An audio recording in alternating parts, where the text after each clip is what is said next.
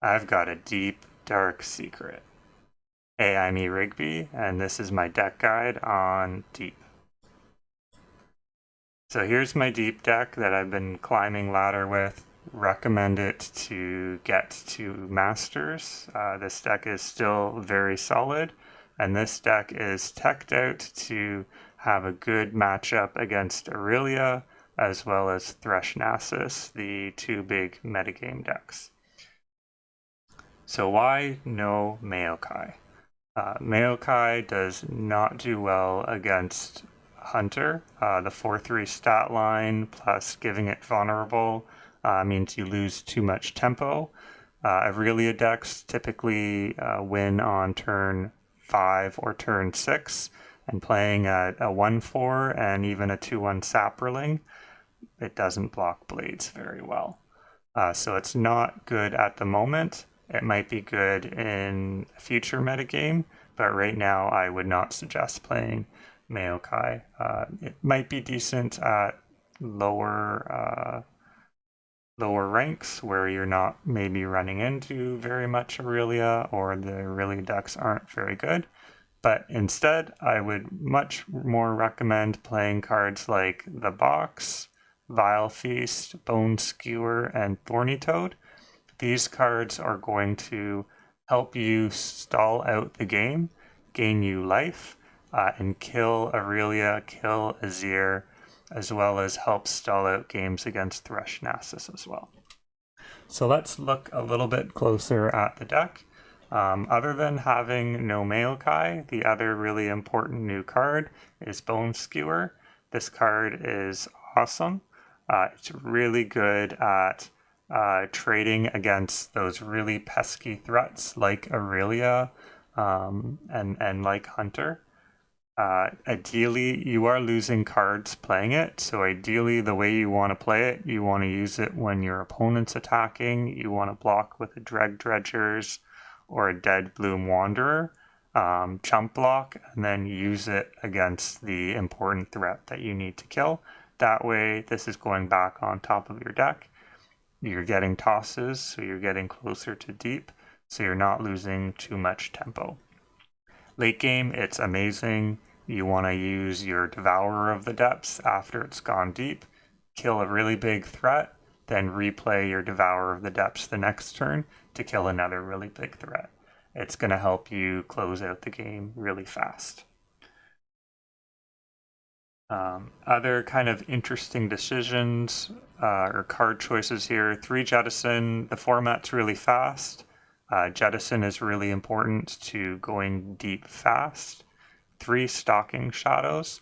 This is your refill, and it's not bad early game. Early game, you're looking for Dread Dredgers and Wanderer to help you go deep. And later in the game, you're looking for either of your sea monsters just to give you a little bit more gas and close out the game. Jaw Hunters, great card. You need to be a little bit careful with it, with its 1 toughness stat line, especially against opposing Vile Feasts. I would suggest even mulling it out of your opening hand against Thresh Nasus. But against other decks, it's quite good. You're always drawing another sea monster. All of them are going to be pretty relevant. And being able to trade with Draven, trade with Aurelia, or even trade with just a decent 4-3 body is going to help you a lot.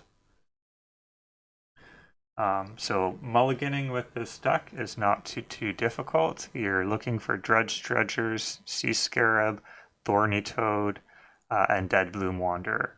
These cards are always keeps. Gel Hunters is a sometimes keep. Abyssal Hunter, Devourer of the Depths, and Nautilus are always mulligans. Jettison you might think is a keep. It usually isn't. The only time you want to keep this card in your opening hand is if you have a good early game already.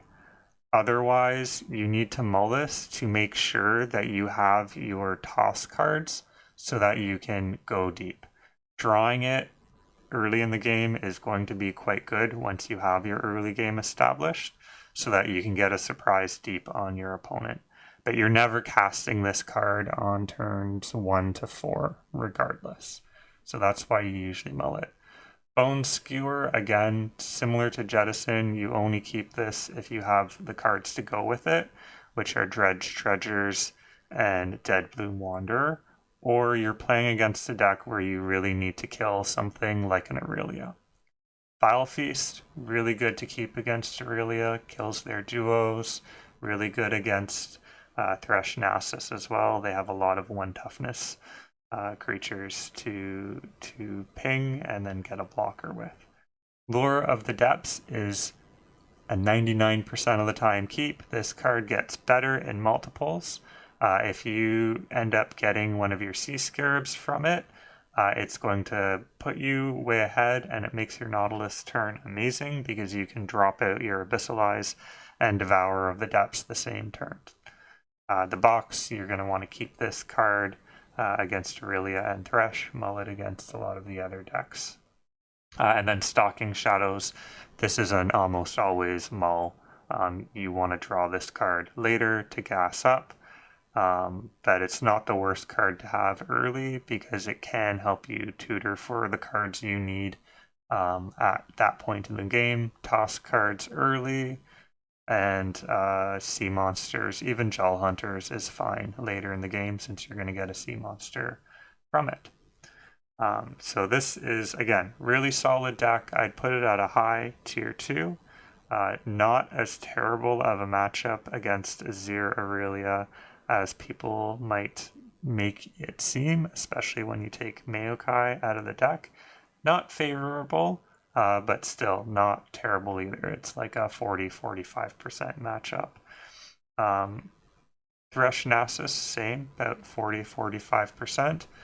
But the good news is that pretty much the rest of the decks you have good matchups against. So that's why I would recommend this deck. If you're seeing Azir Aurelia every matchup, maybe don't play this deck, but people are getting tired of that deck.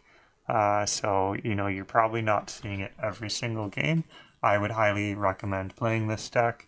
I've been climbing in Masters with this deck and beating a lot of Azir Aurelia decks, which